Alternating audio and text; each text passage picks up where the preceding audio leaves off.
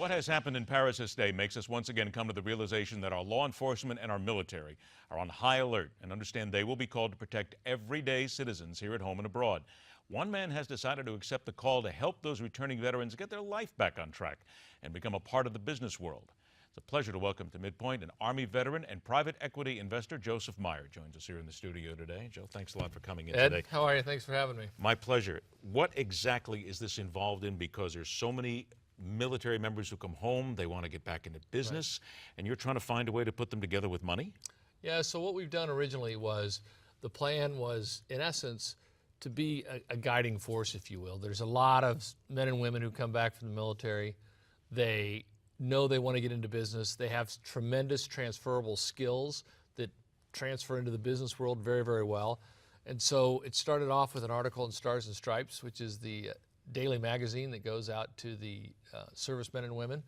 And in there, we basically started talking about what they needed to do. And so the editor put my email address in there, and I got a tremendous amount of response. So over 600 initially, and probably over 1,000 since the article's originally been published. So this is not a job-finding idea, but this is an idea to find the private equity or to find the investment possibilities for them to open businesses? Well, the first part of it is to help them understand what they need to do to be a successful business person.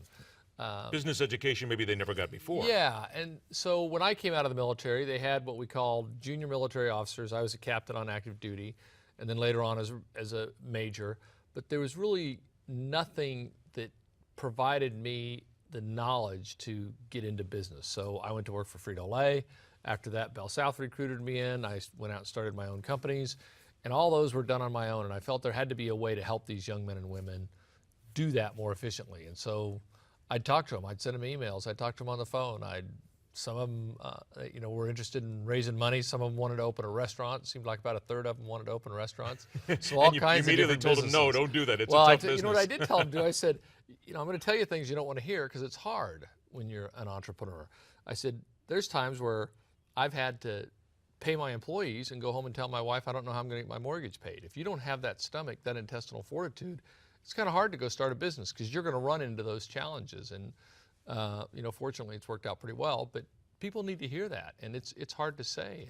And these men and women, they've been through tough situations, but they need to know that there's things that they have to learn. They have to be willing to work hard. They have to be willing to go work for other people. Clients are your people. Do you really know how to do sales? And if you've never been in business before, everything you're talking about here is sort of difficult to wrap your head around. That's exactly right away. right. So that's part of what we did is I kind of had a common message for everybody, and that was to read a few books that I personally felt were very helpful to me. And I required them to take some action steps, because if they weren't willing to do those things, then it wasn't worth my time to really give back to them. I got about a minute left. What's been the success failure rate here? How you doing? Oh, I don't know. I think you can look at some people and say that you did very well in giving them the education that they actually got. Yeah, some of them, I've had a few of them kind of stay with me following up on how they're doing. They seem to be doing well. A few of them did open restaurants. I think there's been a couple of other, one of the guys wanted to do one of these mud endurance type deals, so he was, I think he's doing okay. But look, these people do a lot for us, and we have to do what we can to help them. And I think the next phase of what we're going to do, one of my other companies that we're running right now, which kind of takes care of all the back office things, is we'll probably start helping these veterans with their back offices, so their accounting, their payroll, their HR. It's needed to be done for so long. It's always amazed me that the Army and the military hasn't really done a little bit more for these military members when they get out of the service to get them assimilated back into regular life. There's a lot of incubators out there that are helping these, not a lot, but a few incubators out there that are helping these servicemen and women.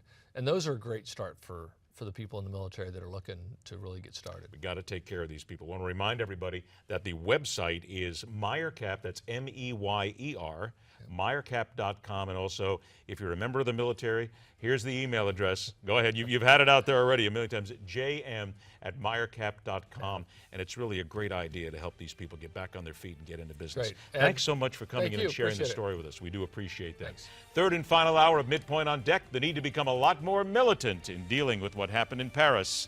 That story and more when we continue.